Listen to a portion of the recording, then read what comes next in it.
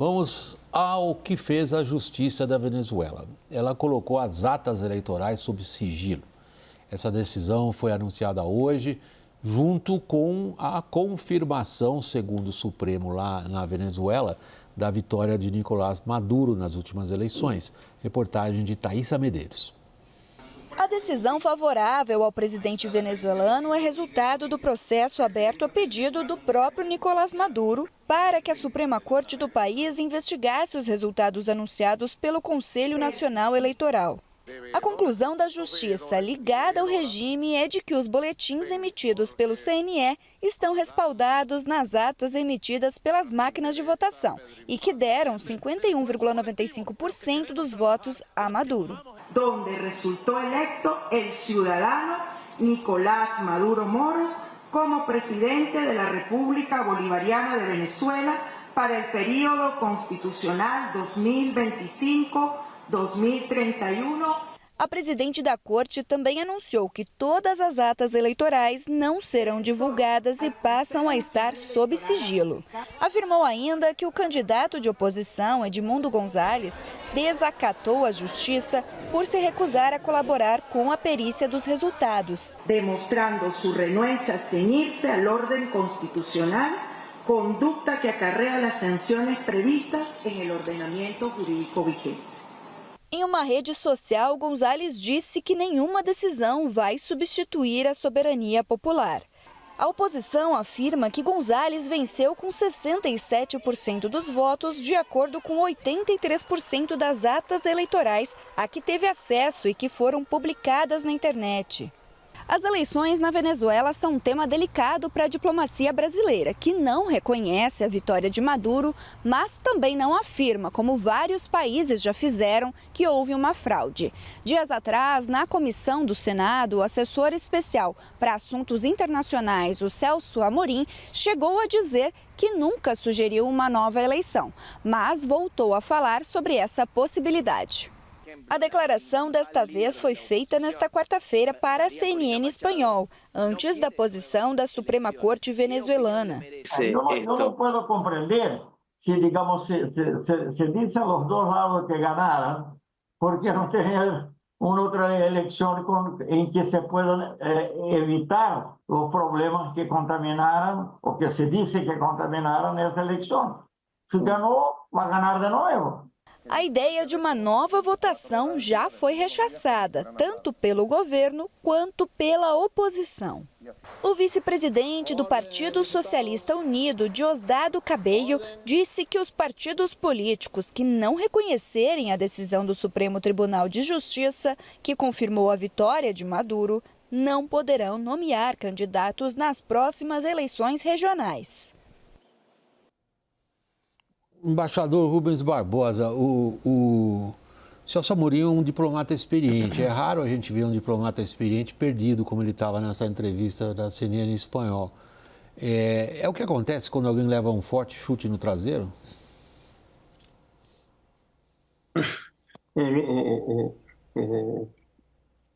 O que aconteceu foi que o governo brasileiro caiu em mais uma das armadilhas que ele tinha criado. Quer dizer, nós ouvimos o presidente Lula declarar em entrevistas públicas que era normal haver divergência, que a oposição poderia contestar o resultado da eleição. E que isso acontecesse, disso deveria ser dirimido de maneira institucional, pelo Tribunal de Justiça da Venezuela. Agora aconteceu o que o presidente Lula falou. Quer dizer, ele caiu nessa armadilha novamente, além de outras que ele já tomou.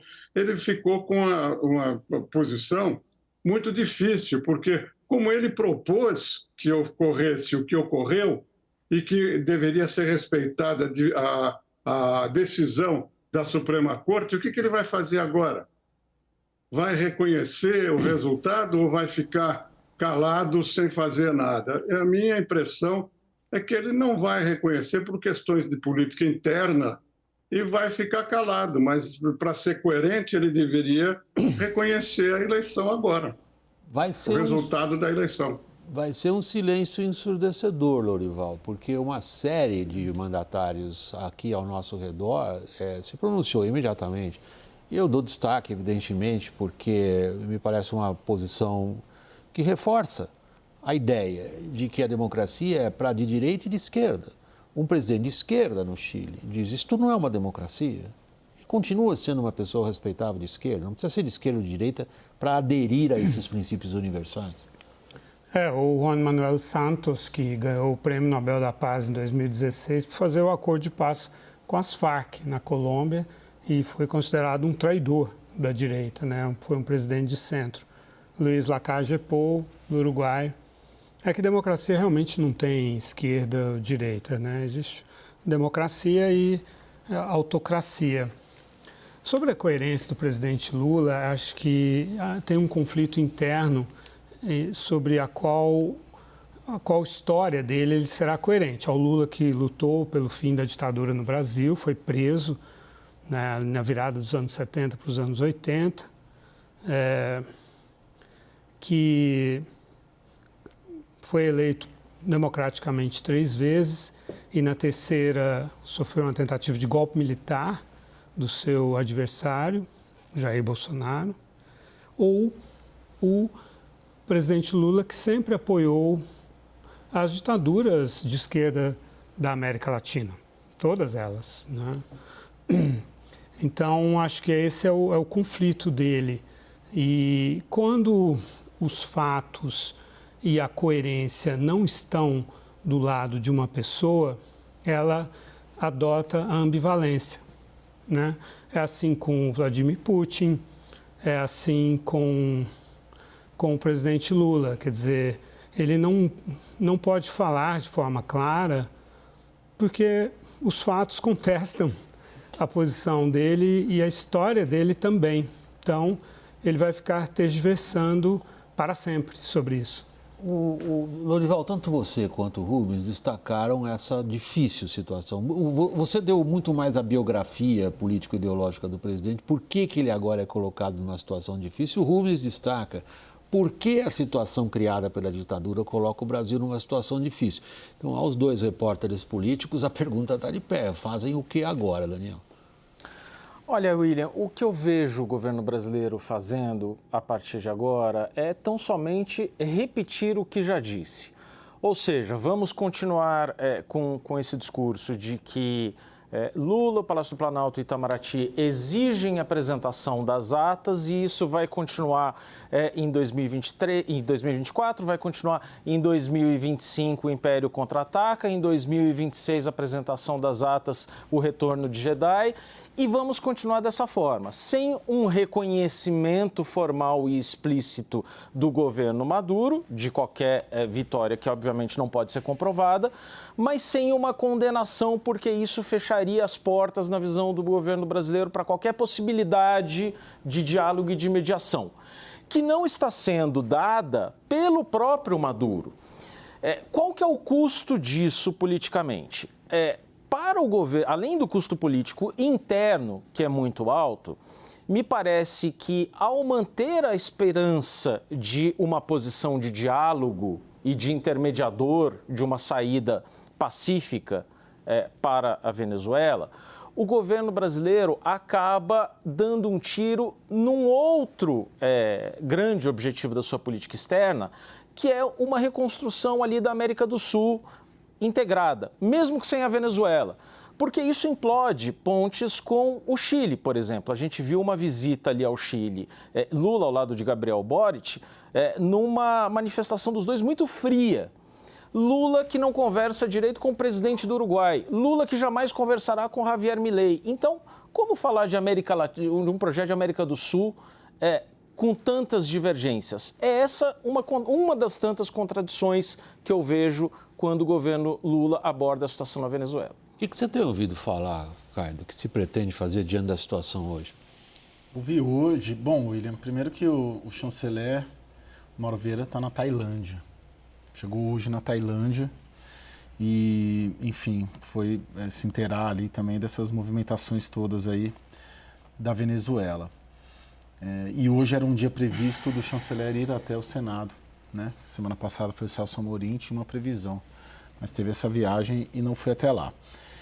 Para ser bem direto e concreto, William, o que eles estão fazendo ainda é uma costura com a Colômbia por uma declaração formal de uma posição que, pelo que eu captei, não vai retroceder nesse sentido de exigir as atas. E como também o Maduro não vai fornecer as atas, isso está muito claro após esse episódio de hoje, né? Essa oficialização da vitória dele pela Corte Eleitoral de lá. Não, pelo Tribunal Supremo. Perdão. Pelo Supremo. Obrigado, Lorival. Vai ficar assim. Eles não vão nem reconhecer, nem não reconhecer. Vão tentar, de alguma maneira, costurar isso numa declaração formal junto com a Colômbia. Esse é o estágio atual. Rubens, aí realmente eu queria a sua experiência como diplomata profissional por décadas. Que situação é essa formalmente entre os países? Se a gente tem relações e não reconhece o presidente, que tipo de limbo é esse? Não, o reconhecimento de uma eleição não é obrigatório, é um gesto que você faz para o governo.